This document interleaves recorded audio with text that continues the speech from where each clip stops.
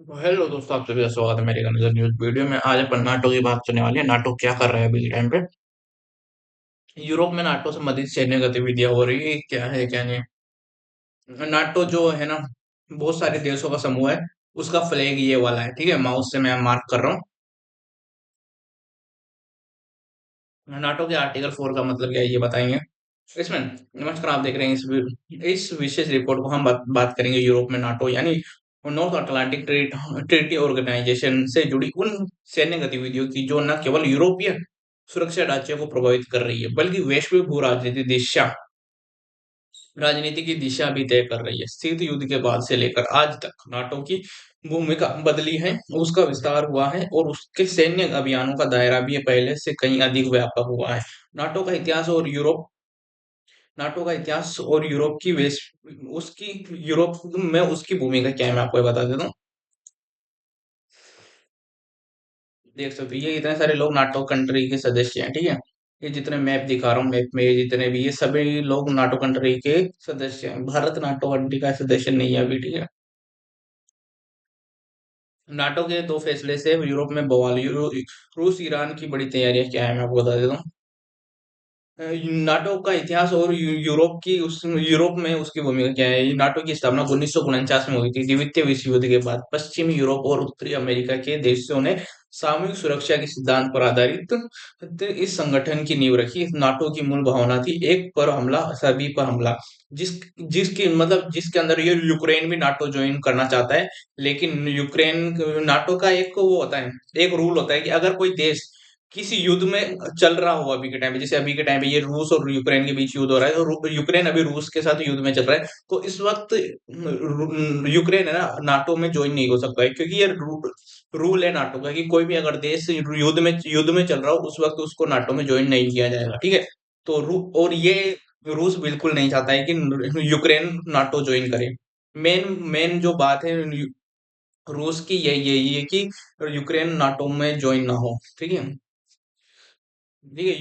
Europe NATO का केंद्र रहा है। शांति शीत युद्ध के दौरान नाटो और वार्सा पैक्ट के बीच तनाव यूरोपीय धरती पर ही केंद्रित रहा। सोवियत संघ के विघटन के बाद यह माना गया कि नाटो की भूमिका कम हो जाएगी, लेकिन वास्तविक इसके उलट नहीं।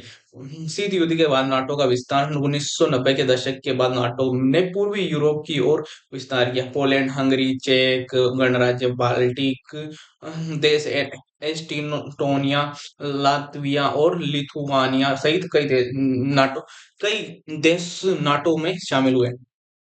लाइट चली गया। यह विस्तार सुरक्षा की गारंटी के रूप में देखा गया। इसके साथ ही रूस के साथ तनाव भी बढ़ गया। मास्को मास्को ने इससे अपनी सुरक्षा के लिए खतरा बना। रूस और यूक्रेन संघर्ष और यूरोप में सैन्य गतिविधियां क्या है, मैं आपको ये बता देता हूँ। यूक्रेन संकट के बाद यूरोप में नाटो की सैन्य गतिविधियों विधियां तेज हुई। पूर्वी यूरोप में सैनिकों की तैनाती, हथियार प्रणालियों की स्थापना और नियमित सैन्य अभ्यास, ये सभी कदम क्षेत्रीय सुरक्षा को मजबूत करने के नाम पर उठाए गए। मुख्य गतिविधियां बाल्टिक देशों में नाटो बटालियन की बटालियन की तैनाती। पोलैंड और रोमानिया में मिसाइल डिफेंस सिस्टम। काला सागर क्षेत्र में नौसैनिक अभ्यास, सैन्य अभ्यास किया। नाटो हर साल बड़े पैमाने पर सैन्य अभ्यास आयोजित करता है। कुछ प्रमुख अभ्यास है जैसे कि डिफेंडर यूरोपे और स्टेड फास्ट डिफेंडर और एयर डिफेंडर। इन अभ्यासों में हजारों सैनिक, लड़ाकू विमान, टैंक और नौसैनिक पोत शामिल होते हैं। विशेषज्ञ टिप्पणी क्या है, इन अभ्यासों का उद्देश्य केवल प्रशिक्षण नहीं बल्कि रणनीतिक संदेश देना भी होता है। यूरोपीय देशों की भूमिका। जर्मनी यूरोप में नाटो की रीढ़ माना जाता है। अमेरिकी सैन्य ठिकाने, लॉजिस्टिक सपोर्ट और नेतृत्व भूमिका, सब कुछ जर्मनी से संचालित होते हैं। फ्रांस अपनी स्वतंत्र सैन्य नीति के बावजूद नाटो अभियान में सक्रिय भूमिका निभाता है, विशेषकर वायु और अफ्रीकी थिएटर से जुड़े अभियानों में ब्रिटेन ब्रिटेन नाटो का प्रमुख सैन्य योगदान करता है। नौसेना, साइबर सुरक्षा और खुफिया सहयोग में उसकी अहम भूमिका है। अमेरिका की भूमिका क्या है? यूरोप में नाटो गतिविधियों के पीछे अमेरिका की भूमिका सबसे महत्वपूर्ण है। अमेरिकी सैनिकों की स्थायी और अस्थायी तैनाती, हथियारों की आपूर्ति और रणनीतिक नेतृत्व, इन सब ने नाटो को एक प्रभावी सैन्य संगठन बनाए रखा। ये रिपोर्ट है, यूरोप में अमेरिका की मौजूदगी केवल सुरक्षा नहीं बल्कि प्रभाव और संतुलन की राजनीति का भी हिस्सा है। परमाणु रणनीति और नाटो क्या है, मैं आपको बता देता हूँ।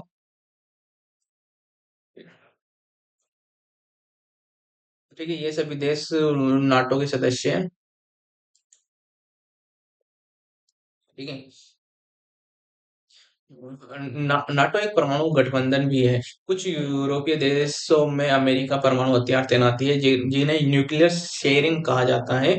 यह मुद्दा सुरक्षा बनाम खतरे की बहस, आम जनता में विरोध, रणनीतिक संतुलन, साइबर और हाइब्रिड युद्ध। आज की सैन्य गतिविधियां केवल टैंक और सैनिकों तक सीमित नहीं है। नाटो की कई प्राथमिकताएं, साइबर सुरक्षा, सूचना युद्ध, हाइब्रिड थ्रेड्स, और यूरोप में कई साइबर कमांड सेंटर स्थापित किए गए। आम नागरिकों पर प्रभाव क्या है? सैन्य गतिविधियों का असर आम नागरिकों पर भी पड़ता है। सैन्य ठिकानों के आसपास रहने वाले लोग, रक्षा बजट की में बढ़ती सामरिक और राजनीतिक बहस, कई यूरोपीय देशों में नाटो पर विरोधी प्रदर्शन भी होते रहे हैं। भविष्य की दिशा क्या है? विश्लेषक आने वाले वर्षों में नाटो की यूरोपीय रणनीति और अधिक तकनीकी केंद्र तेज और बहुआयामी होंगे। संभावित रुझान क्या है? पूर्वी यूरोप में स्थायी तैनाती, आर्टिफिशियल इंटेलिजेंस का उपयोग और अंतरिक्ष सुरक्षा। यूरोप में नाटो संबंधित सैन्य गतिविधियों विधियां केवल रक्षा का सवाल नहीं बल्कि ये वैश्विक शक्ति संतुलन, कूटनीति और भविष्य की राजनीति को भी प्रभावित करती है। सुरक्षा और तनाव, इन दोनों के बीच संतुलन ही आने वाले समय की सबसे बड़ी चुनौती है। और क्या है, मैं आपको बता देता हूँ इसको डिटेल में। ठीक है, ये सारे देश है। और मैं और क्या था, पिछले कुछ वर्षों में यूरोप एक बार फिर सैन्य गतिविधियों का केंद्र बनता जा रहा है। सैनिकों की तैनाती, बड़े पैमाने पर सैन्य अभ्यास, आधुनिक हथियार प्रणाली की स्थापना और रणनीतिक गठबंधनों की नई परिभाषाएं, ये सभी घटनाएं यह संकेत देती है कि अंतर्राष्ट्रीय राजनीति एक नए मोड़ पर खड़ी है। आज की इस विस्तृत रिपोर्ट में हम जानेंगे नाटो क्या है और यूरोप में इसकी भूमिका कैसे विकसित हुई। शीत युद्ध की से लेकर वर्तमान समय तक सैन्य गतिविधियों का इतिहास, रूस यूक्रेन संघर्ष के बाद बदला हुआ सुरक्षा परिदृश्य, यूरोपीय देशों और अमेरिका की भूमिका, आम नागरिकों और वैश्विक राजनीति पर इसका प्रभाव। नाटो का गठबंधन और मूल उद्देश्य क्या है, मैं आपको बता देता हूँ। नाटो की स्थापना 4 अप्रैल 1949 को हुई थी, वो बता दिया मैंने। द्वितीय विश्व युद्ध को के बाद में हुई थी। और पूर्वी यूरोप की ओर नाटो का विस्तार किया है। 1990 के दशक के अंत में से नाटो का सबसे विवादास्पद कदम रहा पूर्व की ओर विस्तार। नाटो में शामिल हुए पोलैंड, हंगरी, चेक गणराज्य, बाद में बाल्टिक देश, एस्टोनी, लातविया और लिथुआनिया। इन देशों के लिए नाटो की सदस्यता सुरक्षा की गारंटी थी, लेकिन रूस के लिए यह सीधा खतरा।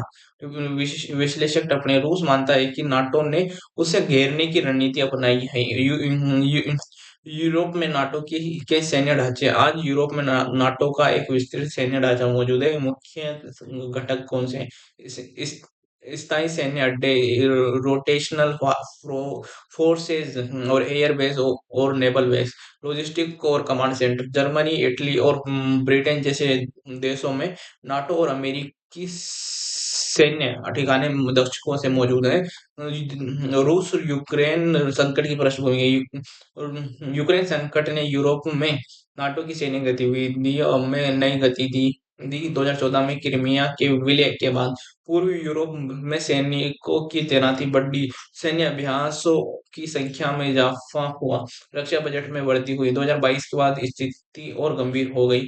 नाटो ने इसे यूरोपीय सुरक्षा के लिए बड़ा खतरा बताया। पूर्वी यूरोप और सैनिक की तैनाती की है। नाटो ने एनहेंस फॉरवर्ड प्रेजेंस के तहत पोलैंड, लिथुआनिया, लातविया, एस्टोनिया में बहुराष्ट्रीय बटालियन तैनात की। इनमें शामिल है अमेरिकी सैनिक, जर्मनी सॉरी अमेरिकी सैनिक, जर्मन सेना, ब्रिटिश टुकड़ियां, कनाडाई और फ्रांसीसी बल। सैन्य अभ्यासों का बढ़ता पैमाना किया। यूरोप में नाटो की सैन्य अभ्यास अब पहले से कहीं अधिक बड़े हो चुके हैं।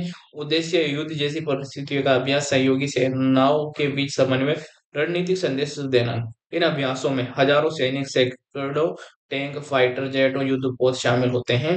वायु और सैनिक नौसैनिक गतिविधियां क्या है, मैं आपको ये डिटेल में बता देता हूँ। One second.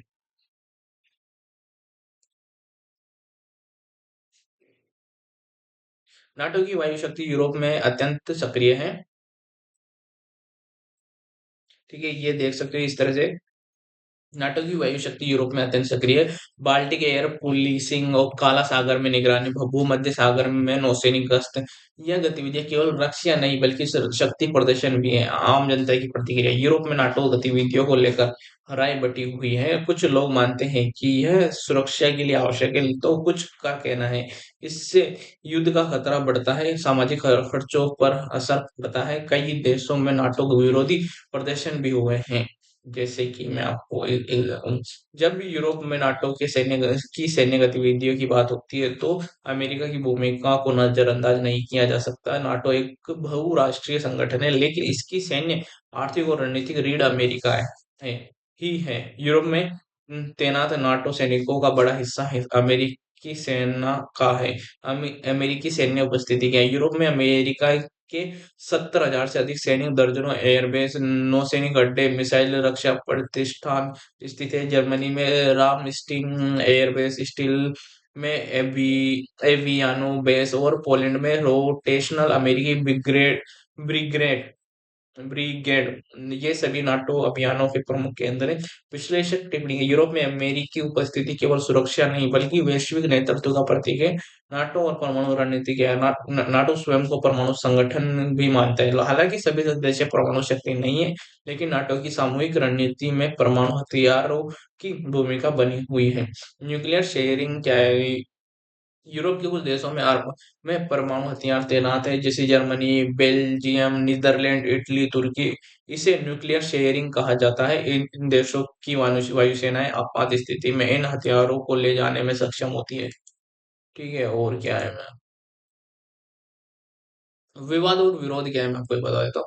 इसमें इस नीति को लेकर आम जनता में डर, पर्यावरणीय चिंताएं, राजनीतिक विरोध लगातार सामने आते रहे हैं। रिपोर्ट ऐसे आलोचकों का कहना है कि यह यूरोप की संभावित परमाणु युद्ध का मैदान बना बना देता है।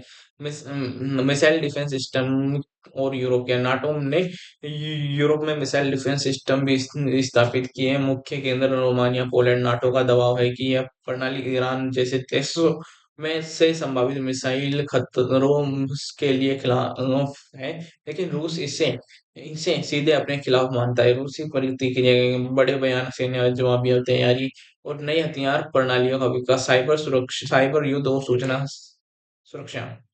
आधुनिक युद्ध केवल जमीन, हवा और समुद्र तक सीमित नहीं है। नाटो ने साइबर स्पेस को भी युद्ध क्षेत्र घोषित किया है।